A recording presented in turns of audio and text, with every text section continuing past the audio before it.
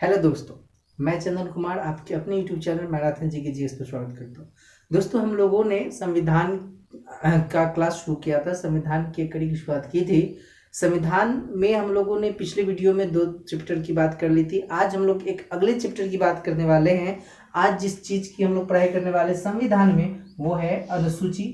अनुसूची के बारे में आज हम लोग विस्तृत रूप से जानेंगे और ये एक ऐसा चैप्टर है जहाँ से हर एग्जामिनेशन में क्वेश्चन आपको देखने को मिल जाएगा। यकीनन अगर आप ये पूरा वीडियोस देखते हो, अगर पूरा क्लास करते हो, तो मेरा दावा है कि इससे आपका एक भी क्वेश्चन एग्जाम में नहीं छूटेगा। तो बस कुछ पलों में हम लोग देखते हैं अनुसूची की क्लास को। चलिए दोस्तों, तो बात कर रहे थे भारतीय संविधान की अनुसूची की। अगर हम पूरी अनुसूचियों की बात करें संविधान में, तो कुल अनुसूचियों की जो संख्या है संविधान में देखें तो अनुसूची की संख्या 8। ये मूल अनुसूचियों की संख्या। कई बार एग्जाम में क्वेश्चन पूछ लिया जाता है कि भारतीय संविधान में कितनी अनुसूचियां थी। जब थी करके पूछे या मूल संविधान लगा दे तो जवाब होगा आपका 8 अनुसूची। ठीक है, ये मूल कहने का मतलब ओरिजिनल है, ओरिजिनल कहने का मतलब 1950 से है। ठीक है, अभी अगर हम वर्तमान में देखें, प्रेजेंट की स्थिति देखें, तो आज के डेट में हमारे संविधान में कुल 12 अनुसूची है। तो आज जो क्लास हम लोग करने वाले हैं वो 1 से लेकर के पूरा 12 अनुसूची को जो है वो हम लोग करने वाले हैं पूरा से। ठीक है, तो पूरा का पूरा अनुसूची जो है वो हम लोग पढ़ेंगे अभी। तो चलिए शुरुआत कर लेते हैं। हम लोग बात कर लेते हैं अनुसूची पहली, प्रथम अनुसूची। अनुसूची को इंग्लिश में हम शेड्यूल बोलते हैं। तो अनुसूची की संख्या 12। प्रथम अनुसूची की बात करें तो बुक्स वगैरह देखेंगे आप, किताबों में देखिएगा तो किताबों में बहुत लंबी चौड़ी कहानी अनुसूचियों से संबंधित आपको मिलेगी, लेकिन इस क्लास में हम बहुत ही शॉर्ट करके आपको बताने जा रहे हैं। जो अगर समझ ले तो आप एग्जामिनेशन में इस सेक्शन से अनुसूची वाले टॉपिक से क्वेश्चन नहीं छोड़ेंगे। तो चलिए, अगर हम प्रथम अनुसूची की बात करें तो स्टेट्स और यूटीज, ये 2 बातें याद रखनी है कि संविधान की अनुसूची 1 में यूटीज और स्टेट के बारे में बताया गया है, यानी राज्य और केंद्र शासित प्रदेशों के बारे में चर्चा की गई है। क्वेश्चन कैसे पूछ लिया जाएगा कि संविधान की किस अनुसूची में राज्य और केंद्र शासित प्रदेश का वर्णन किया गया है, तो अनुसूची 1 याद रखिएगा। जैसा कि दोस्तों आपको पता है कि हमारे देश में अभी कुल 28 राज्य हैं और 8 केंद्र शासित प्रदेश हैं। 28 राज्य। आज से कुछ दिन पहले तक हमारे देश में 29 राज्य हुआ करते थे, लेकिन आज की डेट में कितने राज्य हैं, तो 28 हैं। चलिए, 28 राज्यों के नाम आपको आई होप याद होगा, उसकी राजधानी भी पता होगी, लेकिन क्वेश्चन पूछता कहां से, यूटीज से, केंद्र शासित प्रदेशों से, यूनियन टेरिटरीज की बात करें वहां से क्वेश्चन। तो जो 8 हमारे पास अभी प्रेजेंट में है उसके नाम मैंने यहाँ पर लिखा है, जिसको देख लीजिए।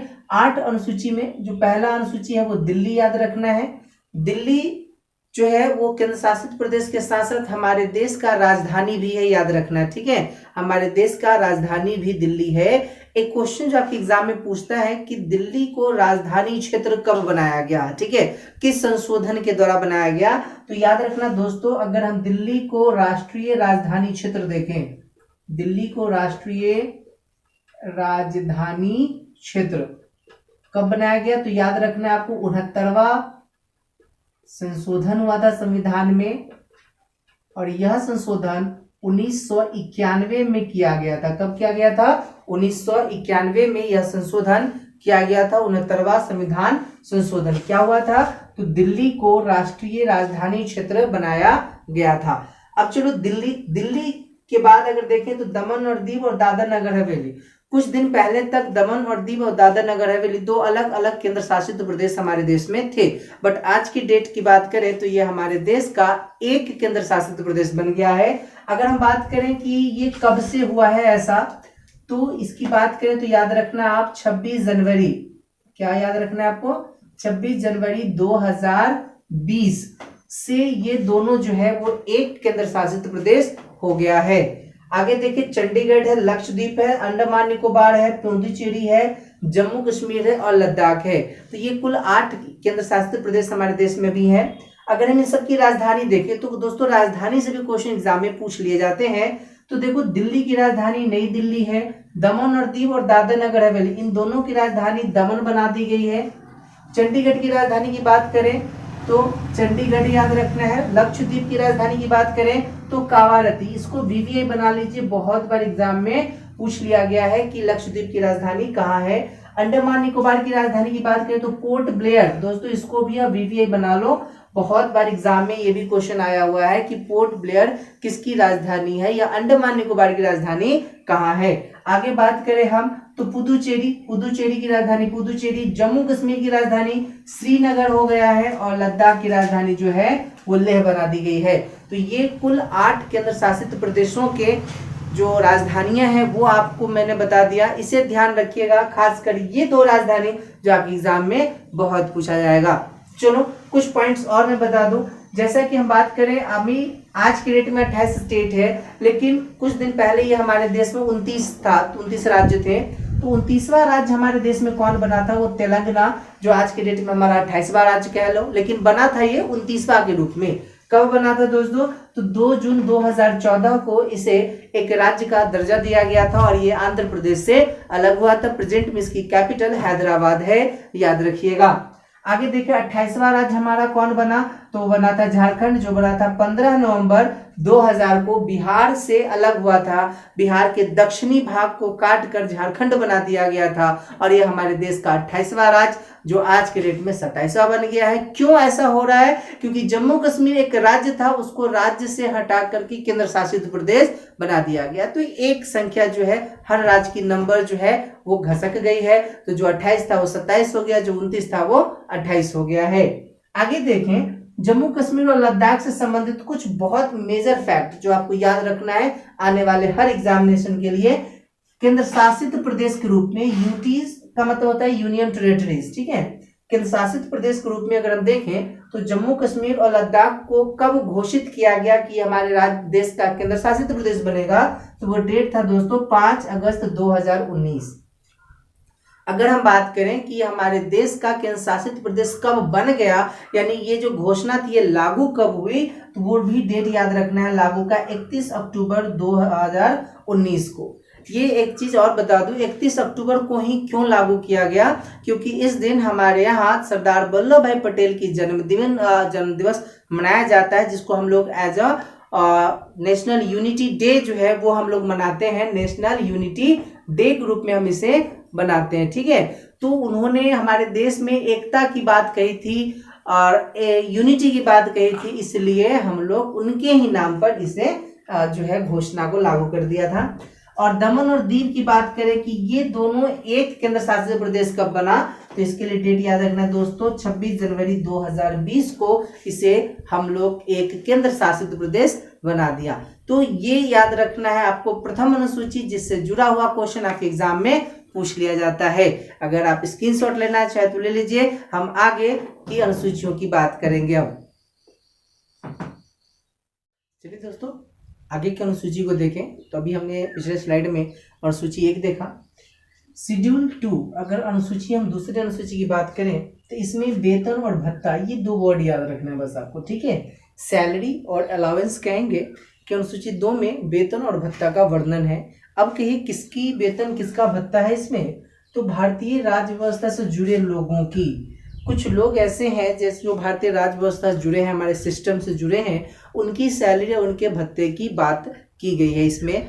तो अगर हम जैसे एग्जाम्पल में देख लें तो जैसे राष्ट्रपति आपको याद रखना है, लोकसभा के अध्यक्ष उपाध्यक्ष याद रखने हैं, राज्यसभा के सभापति उपसभापति याद रखने हैं, हाई कोर्ट सुप्रीम कोर्ट के जो जज होते हैं उनकी वेतन भत्ता, इसके बाद कैग का वेतन भत्ता। इसी तरह के बहुत सारे ऐसे पद हैं हमारे देश में जिनकी सैलरी का वर्णन अनुसूची 2 में किया गया है। तो जैसे में एक बस आप राष्ट्रपति याद रखना, वीवीआई बना लो, क्योंकि यहाँ से एग्जाम में क्वेश्चन पूछा है कि राष्ट्रपति के वेतन का वर्णन किस अनुसूची में किया गया है, तो अनुसूची 2 याद रखना है, ठीक है। आगे देखें अनुसूची 3 की अगर हम बात करें तो इसमें एक वर्ड याद रखना है आपको, शपथ, काफी महत्वपूर्ण। कई बार एग्जाम में क्वेश्चन पूछ लिया गया है कि भारतीय संविधान की किस अनुसूची में शपथ का वर्णन किया गया है, तो अनुसूची 3 याद रखना है। और सैलरी पूछेगा तो अनुसूची 2 याद रखेंगे, ठीक है। अब जैसे देखिए कि अनुसूची 3 में शपथ किसकी है, तो इसमें भी आपको यही याद रखना है कि वैसे लोग जो भारतीय राज्य व्यवस्था से जुड़े हुए हैं उनकी शपथ का वर्णन इसमें किया गया है। जैसे राष्ट्रपति हो गए, उपराष्ट्रपति हो गए, जितने मंत्रीगण हमारे देश में हैं उनकी शपथ हो गई, जितने भी न्यायाधीश हमारे पास है, हाई कोर्ट हो गया, सुप्रीम कोर्ट हो गया, इनकी शपथ की बात हो गई। तो इन सारे लोगों की जो शपथ का जिक्र मिलता है वो अनुसूची 2 में मिलता है। तो इसे आप VVI बना लीजिए, क्योंकि एग्जामिनेशन में क्वेश्चन जो पूछेगा वो यही पूछता है कि राष्ट्रपति का शपथ का जिक्र किस अनुसूची में किया गया है। तो अनुसूची 3 याद रखना है, और सैलरी पूछेगा तो अनुसूची 2 याद रखना है। 2 और 3 में कंफ्यूज नहीं होना है आपको, ठीक है। अगर हम अनुसूची 4 की बात करें तो अनुसूची 4 में कहा गया है कि हमारे देश में जितने भी राज्य और जितने भी केंद्र शासित प्रदेश है उन सभी राज्यों से कितने सदस्य राज्यसभा में चुने जाएंगे उनकी संख्याओं का निर्धारण अनुसूची 4 में है, यानी उसका वर्णन अनुसूची 4 में आप कह सकते हो कि विभिन्न राज्य और केंद्र शासित प्रदेशों से राज्यसभा सदस्यों की संख्या का वर्णन जो है वो आपके अनुसूची 4 में मिल जाएगी। जैसे एग्जाम्पल में आप देख सकते हो, जैसे यूपी उत्तर प्रदेश में राज्यसभा सदस्य की संख्या 31 है, जो भारत में जितने भी राज्य है उसमें मैक्सिमम है, ये सर्वाधिक है।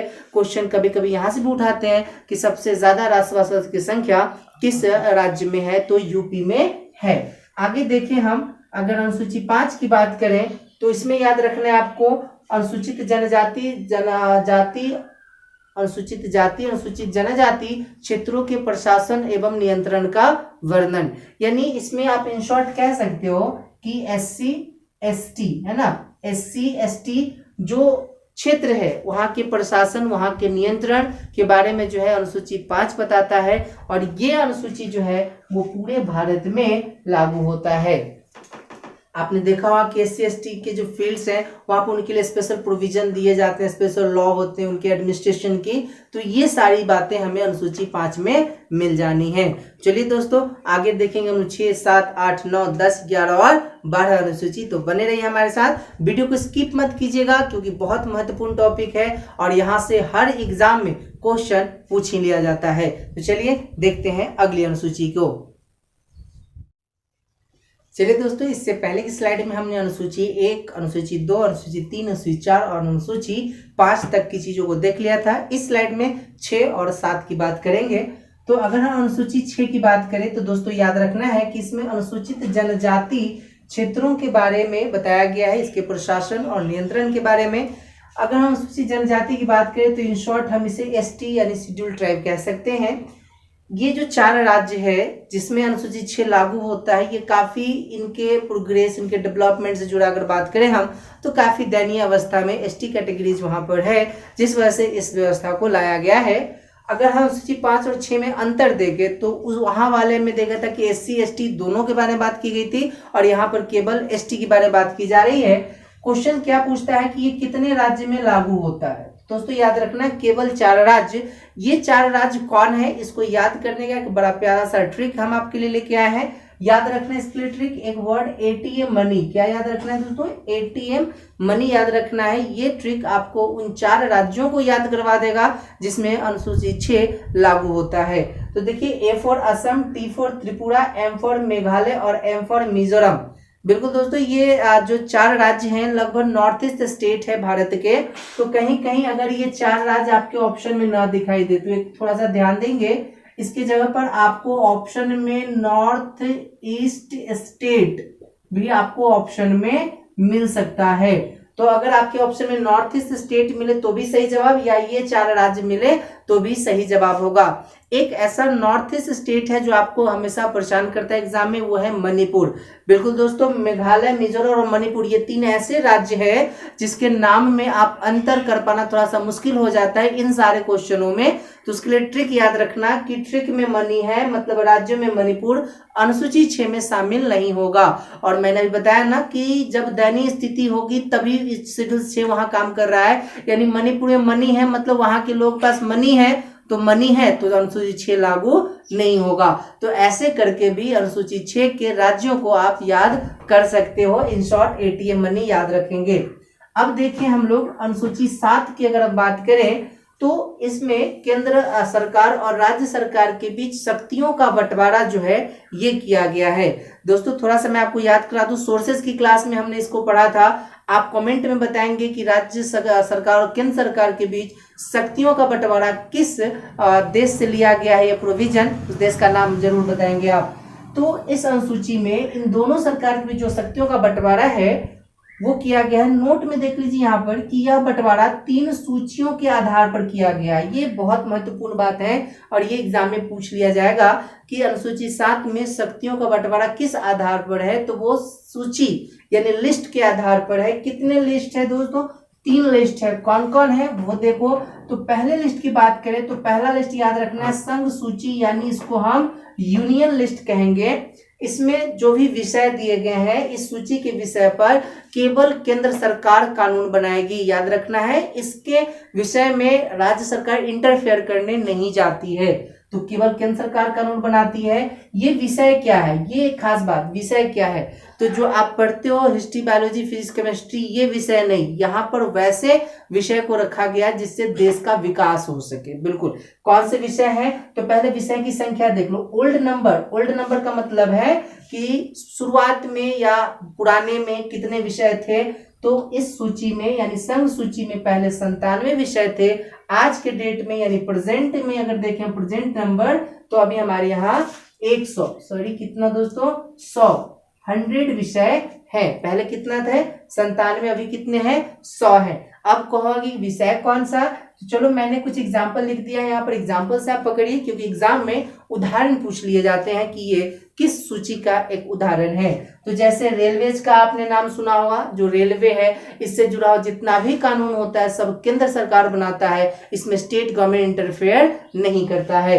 रेलवे हो गया, डिफेंस जिसको आप रक्षा कहते हो, विदेशी मामला फॉरेन इश्यूज जो होते हैं, जनगणना जिसे आप सेंसस कहते हैं, जनगणना हर 10 वर्षों पर हमारे यहाँ होता है, अगले साल होने वाला है 21 में।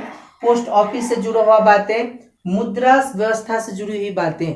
तो इस तरह के कुल विषयों की संख्या देखें तो 100 है जिस पर केवल केंद्र सरकार कानून बनाता है और वो संघ सूची के अंतर्गत आएगा। दूसरी लिस्ट में देखें तो राज्य सूची, जिसे हम स्टेट लिस्ट के नाम से जानते हैं। क्या कहते हैं इसे? State list. इस सूची के विषयों की बात करें तो इसके विषय पर राज्य सरकार कानून बनाती है, याद रखना। ऊपर वाला में केंद्र, नीचे वाला में राज्य सरकार। अब यहाँ पर एक बात और याद कर लो कि राज्य सूची के विषय पर कभी कभार केंद्र सरकार भी कानून बना सकती है, लेकिन यहाँ पर जब तक राज्यसभा का अनुशंसा, उसकी अनुमति नहीं होगी तब तक केंद्र सरकार कानून इसके विषयों पर नहीं बनाएगा। अगर हम इस लिस्ट में विषयों की संख्या देखें तो पहले हमारे यहाँ 66 विषय थे और आज की डेट में हमारे यहाँ 61 विषय हैं। 61 विषय प्रेजेंट में स्टेट लिस्ट में है। जैसे अगर एग्जाम्पल देख लो तो जैसे पुलिस, दोस्तों पुलिस जो होती है हर राज्य की अपनी पुलिस व्यवस्था होती है। जैसा आपने सुना Bihar police, MP police, Delhi police, Haryana police, Gujarat police, हर राज्य की अपनी पुलिस व्यवस्था होती है। तो इससे रिलेटेड जो कानून होगा वो स्टेट गवर्नमेंट बनाएगा। जैसे भूमि यानी लैंड से रिलेटेड, आप जमीन वगैरह खरीदने जाते हो, बेचने जाते हो, तो उससे रिलेटेड जो भी कानून होगा वो स्टेट गवर्नमेंट बनाता है। अस्पताल, हॉस्पिटल हो गया, भवन यानी बिल्डिंग से रिलेटेड कानून। तो इस तरह के कुल 61 ऐसे विषय हैं जिस पर राज्य सरकार कानून बनाती है। और तीसरे लिस्ट की बात करें तो वो यह समवर्ती सूची, जिसे हम कनकरेंट लिस्ट के नाम से जानते हैं। दोस्तों सोर्सेज वाली वीडियो आप जरूर देखिएगा, उसमें मैंने बताया है कि ये लिस्ट हमने किस देश से लिया है, तो आप कमेंट में आंसर जरूर करें कनकरेंट लिस्ट कहाँ से लिया गया है।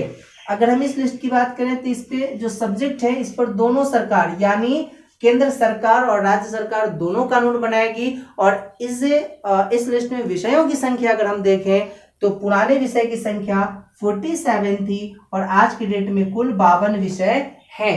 अब कहोगे विषय कौन कौन से हैं, तो दोस्तों यार ध्यान दो, मैंने कुछ एग्जांपल लिख दिया। जैसे शिक्षा, एजुकेशन से संबंधित कानून दोनों सरकार बनाती है। जैसे आर्थिक नियोजन, ये जो आपको दिख रहा है इसको इंग्लिश में हम फाइनेंशियल प्लानिंग कहते हैं। एज लाइक आप बजट समझ सकते हो, आपने सुना होगा जो बजट है वो केंद्र सरकार और राज्य सरकार दोनों बनाती है, तो इस समवर्ती लिस्ट में आएगी। जैसे फॉरेस्ट यानी वन हो गया, जंगल से संबंधित, रोडवेज सड़क व्यवस्था, NHSH आपने सुना होगा, परिवार नियोजन से संबंधित, विवाह मैरिज से संबंधित जितनी भी कानून होती है उस पर दोनों सरकार कानून बना सकती है। तो इस तरह से अनुसूची 7 की बातें जो है वो इतने सारे महत्वपूर्ण हैं जिसको आपको देख लेना है। खासकर सूची जो दिए हैं उसके एग्जाम्पल से क्वेश्चन बार बार एग्जाम में पूछ लिया जाता है। तो चलिए दोस्तों, ये रहे अनुसूची 6 और 7। अगली स्लाइड में हम बात करेंगे 8, 9, 10, 11 और 12 की।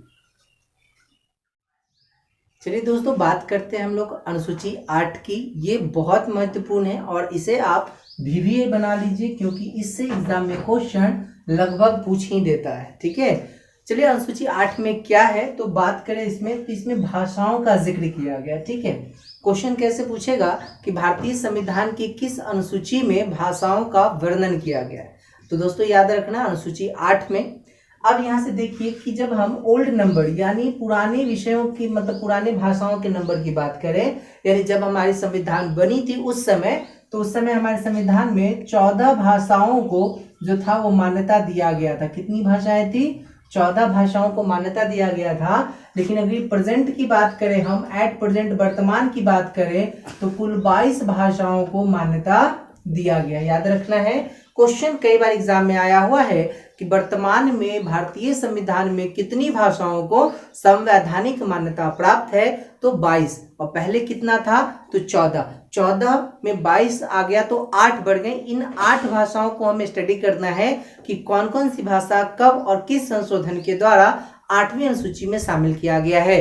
तो चलिए देखते हैं, इस अनुसूची में जो सबसे पहली भाषा जोड़ी गई वो थी सिंधी। कौन सी भाषा थी? सिंधी भाषा जो थी ये पहली भाषा थी जिसको संविधान में जोड़ा गया था 8वीं अनुसूची में। कब? तो 21वां संशोधन 1967 में, और ये हमारे देश की 15वीं भाषा बनी थी। याद रखना है, 15th लैंग्वेज बना था। तो कभी भी क्वेश्चन ये पूछ देता है कि 8वीं अनुसूची में संशोधन द्वारा जोड़ी गई पहली भाषा कौन सी थी, तो आंसर याद रखना है आपको सिंधी। आगे देखें तो एक भाषा है नमक। दोस्तों ये नमक कोई भाषा नहीं है, ये ट्रिक है जिससे आप इसको याद करोगे, एग्जाम में काफी हेल्प होगा इससे। अगर हम नमक भाषा की बात करें तो 71वां संशोधन 1992 द्वारा इसे संविधान में मान्यता दिया गया था। और यहाँ क्रॉस इसलिए मैंने किया क्योंकि इसमें एक नहीं दो नहीं बल्कि 3 भाषाओं को एक साथ मान्यता दिया गया था। वो 3 भाषा कौन थी? तो नमक की याद रखना, न से नेपाली, म से मणिपुरी और क से कोंकणी। बिल्कुल नमक याद रखेंगे क्योंकि कभी कभी एग्जाम में पूछ देता है कि निम्नलिखित में से वह कौन सी भाषा है जो एक साथ जोड़ी गई। तो एक साथ जोड़ी जाने वाली में ट्रिक याद रखना है नमक। क्लियर? याद हो जाना चाहिए, नेपाली, मणिपुरी और कोंकणी। अभी एग्जाम में एक बार पूछ दिया था कि कोंकणी किस राज्य की भाषा है, तो याद रखना दोस्तों कोंकणी जो है ये गोवा में बोली जाती है। कहाँ? गोवा। ये एग्जाम में पूछा जा चुका है, तो इसे VVA बना सकते हो आप। अगला जो 4 भाषा है इसमें एक ट्रिक याद रखना है MSBD। ये एक ट्रिक है जिससे आपको याद करना है कि 8वीं अनुसूची में एक साथ 4 भाषा कौन कौन जोड़ी गई थी। तो MSBD कब जोड़ा गया? तो 92 यानी 92वां संशोधन, 92वें संशोधन है 2003 में इनको मान्यता दिया गया था। फिर यहाँ पर मैंने क्रॉस कर दिया है, यानी यहाँ से आप ये नहीं कह सकते हो कि 18, 19, 21, 22 कौन सी भाषा बनी, इन नंबर डिसाइड हम नहीं कर सकते हैं। बिल्कुल MSBD की बात करें तो M for Maithili, S for Santhali, B for Bodo और D फॉर डोगरी। याद रखना है ये मैथिली, संथाली, बोडो और डोगरी। अगर हम बात करें तो इसको अच्छे से याद रखने का तो एक बात मतलब बेहतरीन पर्सनालिटी जिसके नाम को आप याद करके ये याद कर सकते हो, जैसे याद कर सकते हो महेंद्र सिंह बहादुर धोनी। याद हो जाएगा, धोनी का नाम से भी आप ये क्वेश्चन सॉल्व कर सकते हो। या एक थोड़ा सा अगर हम ट्रिक को रीअरेंज कर दें, थोड़ा सा अगर हम रीअरेंज कर दें, जैसे अगर हम रीअरेंज कर देते हैं MBSD, ठीक है, इसी को हमने रीअरेंज कर दिया, MSBD को MBSD कर दिया, तो ये भी बड़ा बेहतरीन ट्रिक है जो आपके एग्जाम में काफी मददगार साबित होगा। कैसे? तो माँ बाप बेटा बेटी, याद रखना है, बहुत बेहतरीन ट्रिक है क्योंकि ये पूरी फैमिली हो जाती है। एक तरह से अगर देख लो तो ये पूरी क्या है, एक तरह से पूरी फैमिली है। और आपके एग्जाम में क्वेश्चन कैसे पूछेगा कि निम्नलिखित में से कौन कौन सी भाषाएं एक साथ संविधान में जोड़ी गई। ठीक है, तो ये ट्रिक आपको याद करवा देगा। कौन कौन सी? तो मैथिली, संथाली, बोडो और डोगरी। बिल्कुल कई बार एग्जाम में पूछा गया क्वेश्चन, तो आप इस पूरी अनुसूची को VVI बना लीजिएगा।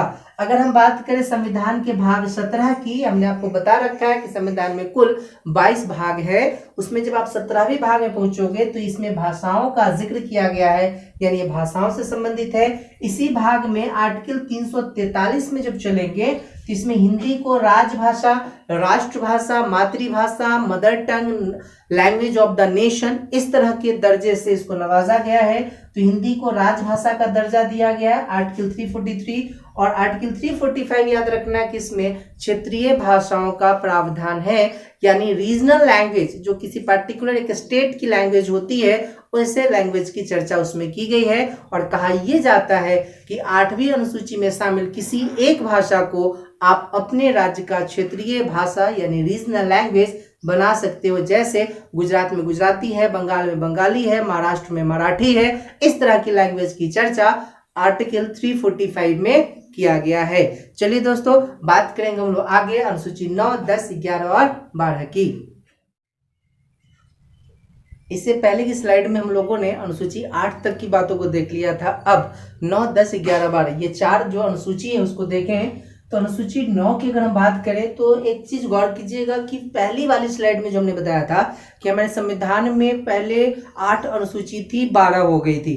तो जो 8 था ओरिजिनल वो हम लोगों ने कर लिया। अब जो 4 है ये किसी न किसी संशोधन के द्वारा इस संविधान में जोड़ा गया है। जैसे अगर हम 9वीं अनुसूची की बात करें तो इसे संविधान में प्रथम संशोधन 1951, ये लाइन बिल्कुल याद रखना है, ये VVI बना लीजिए। कई बार एग्जाम में क्वेश्चन पूछ दिया गया है कि भारतीय संविधान में प्रथम संशोधन कब किया गया, तो 1951। और इस संशोधन के द्वारा क्या जोड़ा गया, तो 9वीं अनुसूची जोड़ी गई थी। आखिर इस अनुसूची में कौन सा प्रोविजन, कौन सा प्रावधान डाला गया? तो अब तक हम लोग पढ़ते आ रहे थे कि किसी में वेतन था, किसी में शपथ था, किसी में राज्यसभा सदस्य था, किसी में SC ST था, किसी में भाषा था। उसी तरीके से अनुसूची 9 में जो प्रावधान है वो है राज्य सरकार द्वारा संपत्ति अधिग्रहण का वर्णन, यानी जो प्रॉपर्टीज है उसको एब्जॉर्ब कर लिया जाएगा सरकार के थ्रू।